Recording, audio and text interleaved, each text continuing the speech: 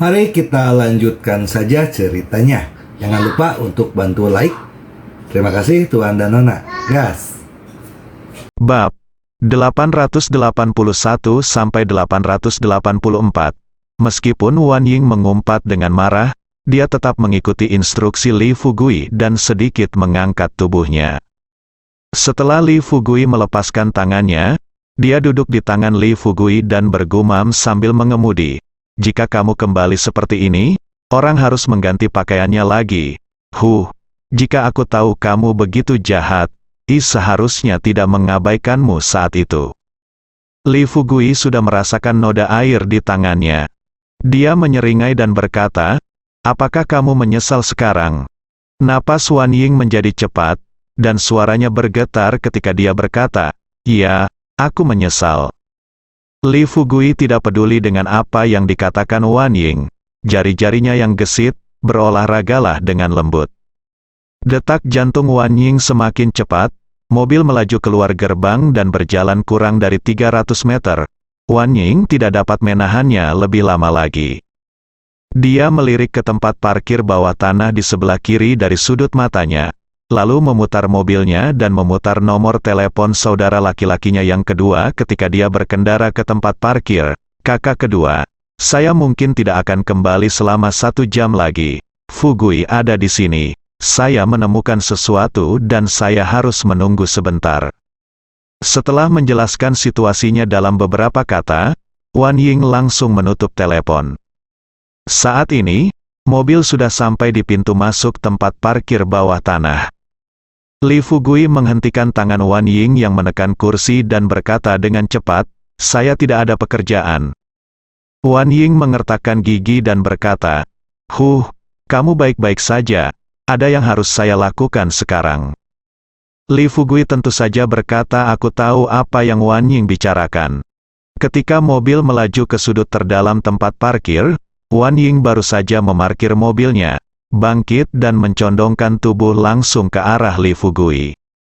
1 jam penuh kemudian, Wan Ying seperti seekor ular kecil yang berbaring di atas Li Fugui. Li Fugui mengatur tempat duduknya, meletakkan mulutnya di dekat telinga Wan Ying dan berkata, Guru, bisakah kamu bangun? Kedua tangan Wan Ying melingkari leher Li Fugui dengan erat, dan dia dengan lemah menekan ke telinga Li Fugui, sambil berkata, tunggu sebentar, biarkan dia tetap di dalam. Li Fugui bertanya ragu-ragu, apakah kamu tidak takut hamil? Wan Ying berkata dengan santai tanpa berpikir, lebih baik jika kamu hamil, Anda dapat mendukung aku ketika waktunya tiba. Li Fugui terkekeh dan meletakkan kursinya lagi. Setelah Wan Ying merasakan perubahan Li Fugui, matanya tiba-tiba melebar dan dia buru-buru berbalik, kamu. Namun, sebelum Wan Ying selesai berbicara, Li Fugui memanfaatkan situasi ini dan kembali ke postur sebelumnya. Hehe tersenyum dan berkata, ada apa denganku? Aku memberimu kesempatan untuk bangun. Jika kamu tidak bangun, jangan salahkan aku sekarang. Wan Ying benar-benar ketakutan. Baru sekarang dia samar-samar mengerti mengapa Sun Yan bisa berbagi Li Fugui dengannya dengan begitu mudah. Jika pria sekuat itu hanya memiliki satu wanita, maka yang dimiliki wanita ini pasti bukanlah kebahagiaan, melainkan rasa sakit. Tidak, bisakah kamu mengampuniku? Ini pertama kalinya bagiku. Saat dia mengatakan ini, mata Wan Ying memerah. Karena dia tahu jika hal ini terjadi lagi, dia mungkin tidak bisa berjalan di trotoar saat sampai di rumah pada malam hari. Li Fugui menunduk dan merasa tertekan di hatinya. Setelah perlahan-lahan memulihkan pikirannya, Li Fugui bertanya kepada Wan Ying dengan penuh harap malam itu. Wan Ying menggigit bahu Li Fugui dengan marah. Li Fugui merasakan sakit dan buru-buru berteriak. Setelah Wan Ying melepaskannya, dia cemberut dan berkata, temui Xiaoyan malam ini, tapi jangan datang padaku. Kamu datang ke sini tanpa bertanya apakah dia bisa menahannya. Setelah mendengar ini, Li Fugui menahan tawanya, mengeluarkan tisu di sebelahnya, dan menyerahkannya kepada Wan Ying. Sementara Wan Ying menyekanya dengan hati-hati, Li Fugui berkata sambil tersenyum, perlahan-lahan kamu akan terbiasa. Wan Ying mengangkat kepalanya dan menatap Li Fugui dengan mata besar berkedip. Lalu bagaimana jika kamu tidak terbiasa itu? Li Fugui tidak ragu-ragu, dia berkata, jika kamu tidak terbiasa, datanglah ke sini beberapa kali lagi. Wan Ying tidak bisa menahannya dan juga terhibur dengan kata-kata Li Fugui. Dasar gangster, lihat itu, pakaianmu semuanya ternoda. Tunggu sebentar, biarkan aku melihat bagaimana kamu memasuki rumah kami. Li Fugui menunduk dan melirik. Dia tampak tidak setuju dan berkata sambil tersenyum, tidak apa-apa, ayo kita pergi ke mall nanti dan membeli sesuatu untuk tetua kedua. Lagi pula, ini pertama kalinya aku pergi ke rumahmu, jadi aku tidak boleh kosong diserahkan, kan? Wan Ying memandangi pakaian itu. Noda, aku hanya bisa berkompromi sekarang, katanya itu 1 jam. Saat Li Fugui dan Wan Ying berkendara ke gerbang keluarga Wan, 2 jam telah berlalu sejak Wan Ying menelepon Wan Jian. Begitu mobil berhenti, Wan Jian, yang menjaga pintu, buru-buru berteriak ke dalam kamar, ayah, saudara, mereka ada di sini. Bagaimanapun, keluarga Wan adalah keluarga kecil, meskipun rumah yang mereka tinggali adalah juga sebuah villa, dibandingkan dengan keluarga Lin dan keluarga Ye, itu hanyalah sebuah gubuk jerami. Tentu saja, di mata orang awam di kota Jiangnan, rumah seperti ini ibarat langit-langit. Villa 3 lantai, ditambah halaman kecil sekitar 400 meter persegi di pintu masuk villa, dan halaman belakang sekitar 300 meter persegi di belakang villa, ditambah kolam renang kecil. Sebuah rumah sebanding dengan pendapatan seumur hidup rata-rata keluarga kelas pekerja. Panggilan Wan Jian membuat Wan Sun dan Wan An yang telah menunggu dengan cemas selama 2 jam di rumah, buru-buru keluar. Begitu ayah dan anak itu keluar dari pintu, Wan An tercengang saat melihat pemuda di depannya. Li Fugui di depanku bukanlah Li Fugui di sekolah, tapi Li Fugui dari Kabupaten Qinglong. Adapun Wan Shun, meskipun pemuda di depannya tampak familiar, dia tidak dapat mengingat di mana dia pernah melihatnya sebelumnya.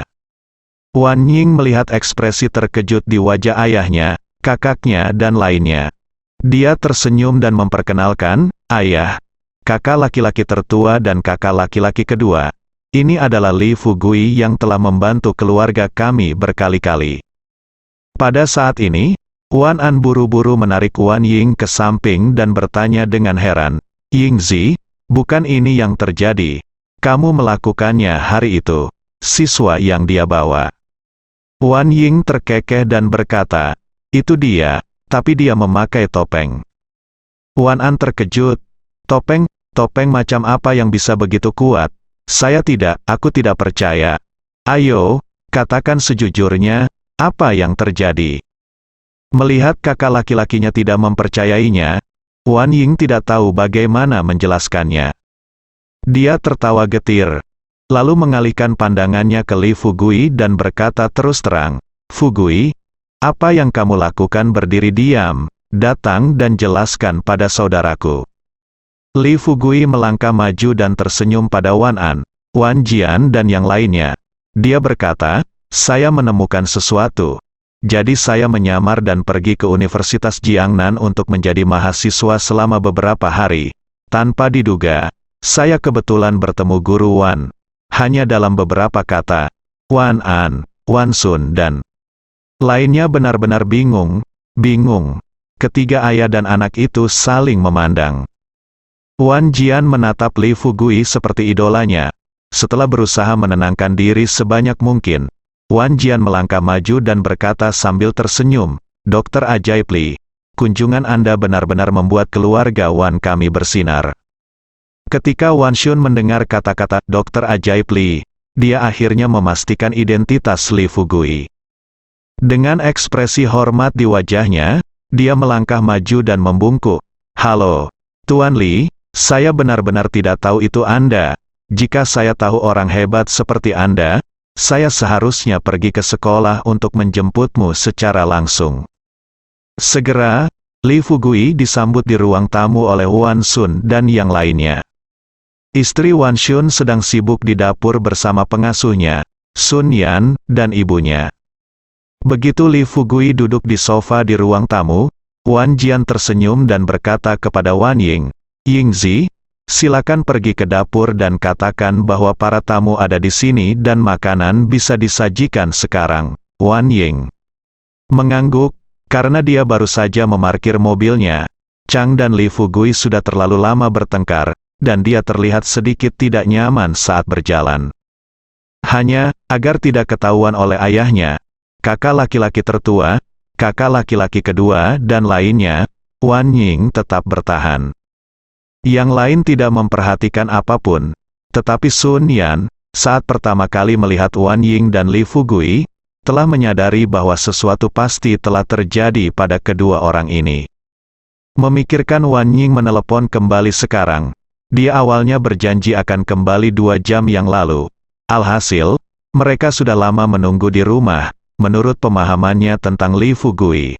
Dalam keadaan normal, anak laki-laki ini tidak akan menemui hal-hal yang berantakan di sekolah. Bahkan jika sesuatu benar-benar terjadi, Li Fugui tidak dapat menundanya terlalu lama. Yang paling penting adalah pakaian yang dikenakan Wan Ying dan Li Fugui bukanlah pakaian yang dia kenakan terakhir kali dia melihatnya. Segera, Sun Yan mungkin menebak apa yang telah mereka berdua lakukan. Melihat Wan Ying datang ke dapur, Sun Yan buru-buru menghampiri, menyodok lubang Wan Ying yang berderit dengan jarinya, dan berkata dengan suara rendah, "Yingzi, menurutku kamu sepertinya merasa sedikit tidak enak badan. Ada banyak orang di sini, memasak, ada juga master profesional, jadi kamu harus keluar dan istirahat sebentar." Wan Ying melihat mata Sun Yan saat ini, wajahnya menjadi sedikit merah, dan dia berkata dengan sedikit malu, "Jangan bilang aku sedang sakit perut sekarang. Sakit, jadi aku serahkan ini padamu dulu." Bagi Wan Ying, Li Fugui sekarang adalah suaminya dan Sun Yan. Dia merasa tidak nyaman disiksa oleh pria Li Fugui tadi. Satu-satunya pikirannya sekarang adalah segera pergi ke kamar tidur dan tidur, berbaring dan istirahat yang baik. Meminta Sun Yan untuk menjaga Li Fugui tidak berbeda dengan merawatnya sendiri. Wan Ying berpikir begitu, tetapi Wan Sun, Wan Jian dan yang lainnya tidak mengetahui hal ini. Ketika ayah dan saudara laki-lakinya melihat Wan Ying keluar dari dapur, mereka berkata bahwa mereka merasa tidak enak badan dan hendak naik ke atas. Wan Sun adalah orang pertama yang menjadi cemas. Ini adalah pertama kalinya seseorang berstatus Li Fugui datang ke rumah, dan dia datang bersama Wan Ying. Sekarang putrinya yang malang dirawat oleh Sun Yan, dan dia naik ke atas untuk tidur. Bagaimana dia bisa diperlakukan seperti ini? Tamu. Bukankah ini berarti memberikan kue dan roti kepada orang lain? Sebelum Wan Ying bisa naik ke atas, Wan Bian buru-buru berkata, "Yingzi, teruslah ngotot. Ini pertama kalinya Tuan Li datang ke rumah kita. Lagi pula, kamu dan Tuan Li sudah saling kenal sejak lama. Mengapa kamu tidak datang dan makan bersama kami?" Nasi tidak masuk akal baik secara emosional maupun rasional. Wan Ying juga ingin bersikeras, namun masalahnya, dia disiksa lebih dari 1 jam untuk pertama kali dalam hidupnya, yang membuatnya takut akan hal semacam ini. Kini setiap langkah yang kuambil, tempat itu terasa panas. Setelah mendengar apa yang dikatakan ayahnya, Wan Ying menatap Li Fugui dengan tatapan agak mengeluh di matanya, lalu tiba-tiba berkata, "Fugui, bagaimana menurutmu kalau aku naik dan beristirahat?" Li Fugui mengetahui keadaan Wan Ying saat ini. Kondisi fisik, bahkan tanpa memikirkannya, dia berkata sambil tersenyum lebar, "Jika kamu merasa tidak nyaman, maka kamu dapat pergi dan istirahat." Wan Ying mengabaikan ayahnya, menahan ketidaknyamanannya, dan berjalan ke atas. Wan Shun benar-benar tidak bisa berkata-kata, meski wajahnya masih tersenyum, matanya penuh kekesalan. Siapa yang tidak tahu berapa tingkat kekayaan bersih Li Fugui saat ini, bisa datang ke keluarga kecil seperti mereka sudah menjadi berkah bagi mereka. tapi gadis konyol sepertiku justru bisa meninggalkan Li Fugui di sini. Penuh ketidakpuasan, Wan Sun dan Li Fugui bertukar kata. Setelah melihat makanan disajikan satu demi satu, Wan Sun berdiri, tersenyum pada Wan Jian dan berkata, "Xiao Jian, naik ke atas dan ambil anggur yang enak, ayo turun." Setelah Li Fugui melihat perubahan di mata Wan Sun, dia segera mengaktifkan energinya dan mengaktifkan kekuatan pikirannya. Segera, dia memahami pikiran Wan Sun. Yang mengejutkannya, Wan Sun sebenarnya ingin membiarkan Wan Jian membius anggur agar dia dan Wan Ying bisa berhubungan seks. Setelah melihat pikiran Wan Sun, Li Fugui hampir tertawa terbahak-bahak, dan pada saat yang sama berpikir, lelaki tua ini sepertinya sama dengan Tuan Ye, dan dia bisa mengorbankan siapapun demi kepentingan keluarga. Meski kini ia dan Wan Ying sedang menjalin hubungan, Li Fugui sudah membenci kelakuan Wan Sun. Namun, ketika Wan Jian mengikuti instruksi Wan Sun dan mengambil sebotol minuman keras dari lantai atas, Li Fugui, dengan bantuan Nian Gong, merasakan pikiran Wan Sun lagi. "Putri, jangan salahkan ayahmu. Aku tidak hanya memikirkan tentang kepentingan keluarga Wan kita, tapi juga kebahagiaanmu seumur hidupmu. Jika kamu bisa berkumpul dengan seseorang seperti Li Fugui, bahkan jika kamu tidak memiliki status, kamu akan memiliki makanan dan pakaian selama sisa hidupmu. Jangan khawatir, kamu akan menikmati kemuliaan dan kekayaan yang tak ada habisnya, dan keturunanmu akan segera makmur dan sejahtera." Kasihan hati orang tua di dunia. Saat pertama kali merasakan pikiran Wan Sun, Li Fugui masih membenci tindakan Wan Sun, tapi sekarang, dia bisa secara tak terlihat merasakan cinta mendalam ayah yang penuh kasih ini kepada Wan Ying dari dunia batin Wan Sun. Segera, semua orang memindahkan sumpitnya satu demi satu. Sebaliknya, kehadiran orang tua Sun Yan dan Sun Yan di meja makan sangat sedikit. Terutama ayah Sun Yan, kecuali rasa terima kasih di matanya saat memandang Li Fugui. Paman yang jujur dan jujur ini tidak mengucapkan sepatah kata pun dari awal hingga akhir. Setelah minum selama 3 putaran, Sun Yan melihat ekspresi kecewa di wajah orang tuanya. Dia berdiri dan berkata sambil tersenyum, "Paman, kakak laki-laki, Tuan Li, saya ada kelas besok pagi, jadi saya pergi dulu. Aku akan menunggu 1 hari lagi. Jika kamu tidak keberatan, aku akan mengundangmu ke rumahku untuk makan malam." Mendengar ini, ayah Sun Yan tampak lega. Dia segera berdiri dan berkata sambil tersenyum, "Kakak Wan, Tuan Li, kalian makan dulu, aku akan membawa anak-anak kecil bersamamu. Yan pergi dulu." Orang tua Sun Yan awalnya ingin Li Fugui dan Sun Yan menikah. Bagaimanapun, Li Fugui telah banyak membantu keluarga mereka, dan itu adalah rasa kemanusiaan yang harus dimiliki seseorang untuk membalas kebaikannya. Mengenai situasi keluarga mereka, satu-satunya cara untuk membalas budi Li Fugui adalah dengan membiarkan Sun Yan menikahi Li Fugui dan kemudian melahirkan lebih banyak anak untuk keluarga Li Fugui. Tapi melalui makanan tadi, orang tua Sun Yan tahu, Wan Sun juga berencana menyerahkan Wan Ying kepada Li Fugui. Coba pikirkan, keberadaan seperti apa keluarga Wan itu, dan keberadaan seperti apa keluarga Sun mereka. Dibandingkan dengan keluarga Wan, keluarga Sun mereka seperti semut. Memikirkan status Li Fugui saat ini, orang tua Sun Yan tahu bahwa dalam pertarungan memperebutkan menantu mereka, mereka bahkan tidak memiliki peluang 0,01% untuk menang. Sebuah keluarga beranggotakan 3 orang saling membantu keluar dari pintu. Begitu dia keluar dari gerbang, Ibu Sun Yan menyeka air matanya dan berkata dengan sedih, "Anak yang baik, sayang, kenapa kita tidak memiliki kehidupan yang begitu baik?"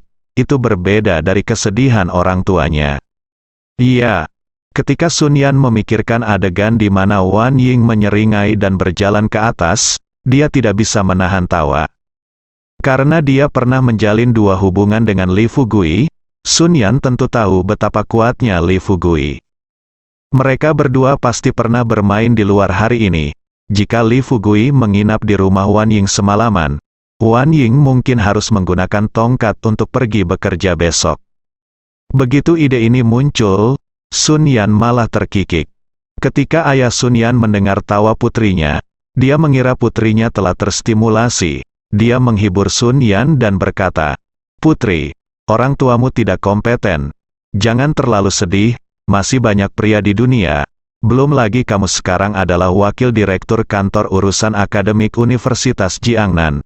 Kami akan mencarikanmu yang lebih baik di masa depan." Setelah mendengar ini, Sun Yan buru-buru melambaikan tangannya dan tersenyum.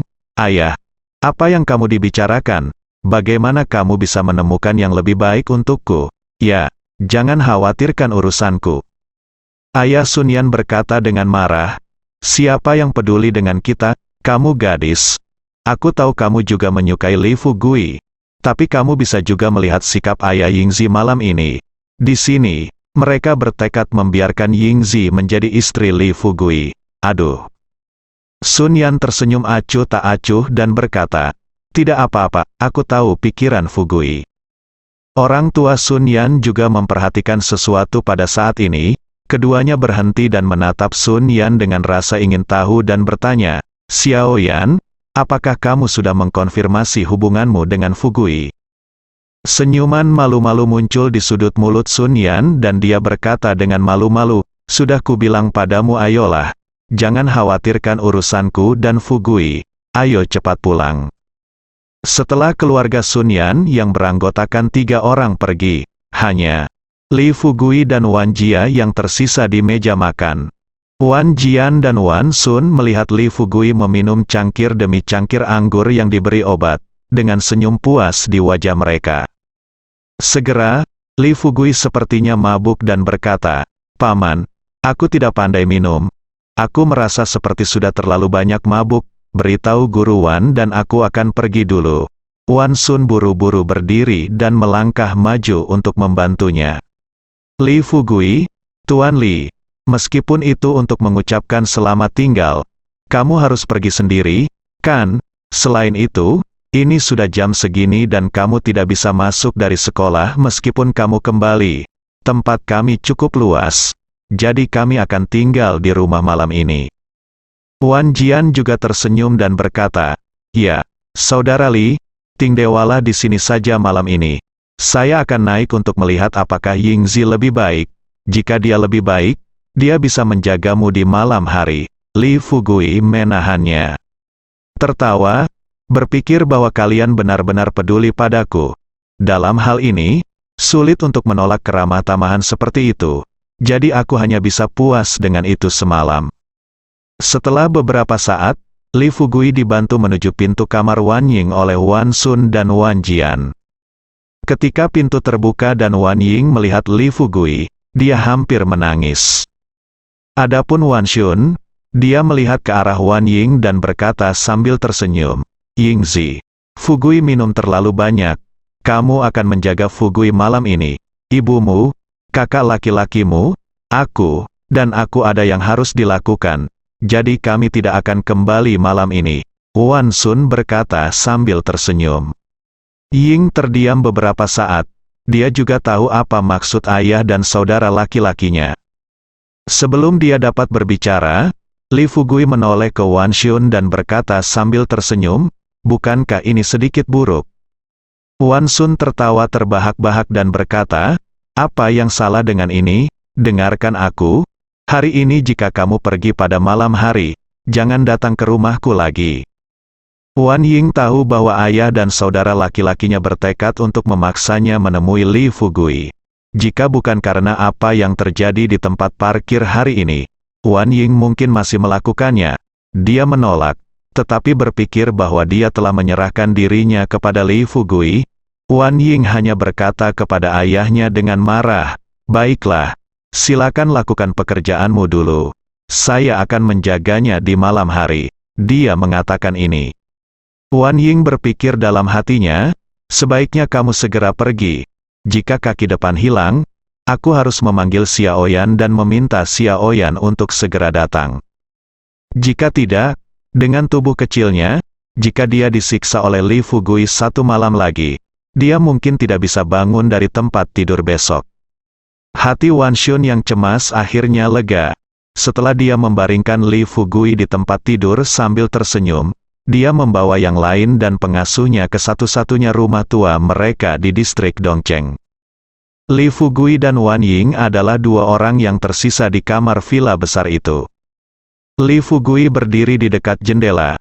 Setelah melihat mobil itu pergi, dia segera berbalik, tersenyum dan berkata kepada Wan Ying, "Guru, kami." Wan Ying dengan cepat mengulurkan tangannya dan berkata dengan ekspresi gelisah di wajahnya, "Fugui, kamu tidak bisa terus menyiksaku malam ini. Aku belum pulih dimanapun. Kamu benar-benar menyakitiku." Li Fugui tersenyum nakal dan melangkah maju untuk membawa Wan Ying ke dalam pelukannya. "Sekarang kita akhirnya bersama, bisakah kamu membuatku terus merasa tidak nyaman?" Wan Ying dengan cepat mengeluarkan ponselnya tanpa berpikir. Sambil menelepon Sun Yan, Wan Ying berkata dengan serius kepada Li Fugui, "Tunggu sebentar, dan aku akan meminta Xiao Yan untuk segera datang. Lagi pula kamu tidak bisa menyerangku lagi. Aku harus pergi bekerja besok." Li Fugui sedang berpikir suatu kegembiraan, apapun yang terlintas dalam pikiran. Jika Sun Yan datang, maka malam ini, bukankah dia bisa? Kamu tidak cemburu, kan? Goda Li Fugui sambil tersenyum. Wan Ying memutar matanya ke arah Li Fugui dengan marah, dan berkata dengan marah, "Apa gunanya cemburu? Aku masih ingin hidup beberapa tahun lagi." Melihat ekspresi tak berdaya Wan Ying, Li Fugui mencium kening Wan Ying. Sun Yan belum pulang. Dia mendengar nada dering ponselnya. Setelah dia menjawab telepon, Wan Ying berkata tanpa daya kepada Sun Yan, "Xiao Yan, datanglah ke rumahku. Ayahku akan mengurus keluarga. Mereka semua dibawa pergi, hanya menyisakan Fugui dan aku." Sun Yan menahan senyumnya dan berbisik kepada Wan Ying, "Bukankah ini bagus? Kamu bisa membiarkan Fugui menemanimu di malam hari." Wan Ying panik. Jika Sun Yan tidak datang dan meninggalkannya sendirian, dia tidak tahan. "Xiao Yan, jika aku tidak melakukan ini padamu, bukankah kita akan menjadi saudara yang baik lagi? Kamu tidak tahu betapa kuatnya Fugui. Cepatlah, jika kamu tidak datang hari ini, aku akan memutuskan hubungan kita dengan kamu." Sun Yan tertawa terbahak. Terkikik dan berkata, Oke, selama kamu tidak cemburu, maka aku akan datang sekarang." Wan Ying akhirnya melepaskan hatinya yang menggantung. Dia tersenyum dan berkata, "Cemburu? Kamu tidak sabar untuk cemburu. Kenapa kamu bisa cemburu? Lagi pula, dalam hubungan kita, apakah aku perlu cemburu?" Dia menutup telepon. Sun Yan mengangkat ponselnya dan meminta orang tuanya pulang dulu. Tidak peduli betapa bertele-telenya orang tua Sun Yan, mereka mungkin masih bisa mengetahui situasinya. Hanya saja mereka tidak bisa memahami emosi anak-anak muda ini. Melihat Sun Yan berbalik dan pergi, ayah Sun Yan menghela nafas sedikit. "Kamu mengatakan anak-anak muda ini sekarang, hei, apa yang mereka lakukan di sini?" Ibu Sun Yan memutar matanya kepada suaminya dan datang dengan marah, "Kalimat, bagaimana Anda peduli dengan urusan orang lain? Jangan khawatir tentang hal-hal di antara anak muda. Sekarang kami tinggal di rumah sebesar itu, dan putri kami telah menjadi wakil direktur. Meskipun putra saya mungkin harus menderita kesulitan, dia tidak bisa. Ini juga masalah mengikuti keluarga Lin dan menanggung kesulitan dengan orang besar seperti Fugui, ditambah dengan hubungan Xiao Yan. Kehidupan keluarga kami pasti akan menjadi lebih baik dan lebih baik di masa depan, Ayah." Sun Yan terkekeh, memanfaatkan kegelapan, dia menamparkan pantat istrinya. Pasangan tua itu menjadi lebih bahagia dari sebelumnya, tertawa dan mengumpat sepanjang perjalanan saat mereka bergegas pulang. 2 jam berlalu dalam sekejap, di kamar Wan Ying. Li Fugui menggendong Sun Yan dan Wan Ying. Kedua gadis itu memiliki wajah yang kemerahan, dan wajah Wan Ying penuh dengan rasa malu. Sampai saat ini, dia tidak tahu seberapa buruk pria jahat Li Fugui ini. Awalnya, ketidaknyamanannya bisa berkurang di sore hari, tetapi Li Fugui tidak merawatnya. Baru setelah Sun Yan datang dan mereka berdua naik ke tempat tidur, Li Fugui meraba-raba dan dengan cepat mengembalikannya ke normal melalui vitalitasnya. Setelah badan tidak lagi terasa tidak nyaman, saya mendengarkan Li Fugui dan Sun Yan berolahraga bersama tanpa rasa malu. Api kecil di hati Wan Ying kembali menyala. Pikirkan ini. Wan Ying mengulurkan tangannya, mencubit daging lembut pinggang Li Fugui dengan marah, dan berkata dengan marah, "Kamu orang jahat. Menurutku kamu sengaja membiarkan kami berdua datang menemanimu. Kamu menyentuhku dan aku akan melakukannya. Jika kamu ingin sembuh, kamu harus menunggu sampai aku memanggil Xiaoyan ke sini sebelum kamu mentraktirku." "Hah, kenapa menurutmu kamu begitu jahat?" Li Fugui sengaja berpura-pura kesakitan, berteriak, terus mengelak, dan memohon ampun. Dia berkata, "Sakit, jangan cubit dia, potongan daging ini telah jatuh."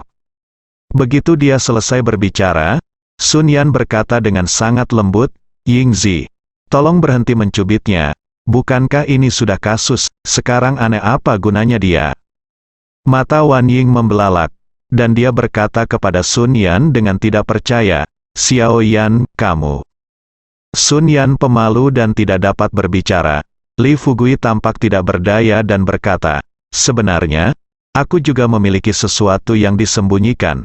Aku sendirian dan tidak punya banyak waktu untuk dihabiskan bersamamu.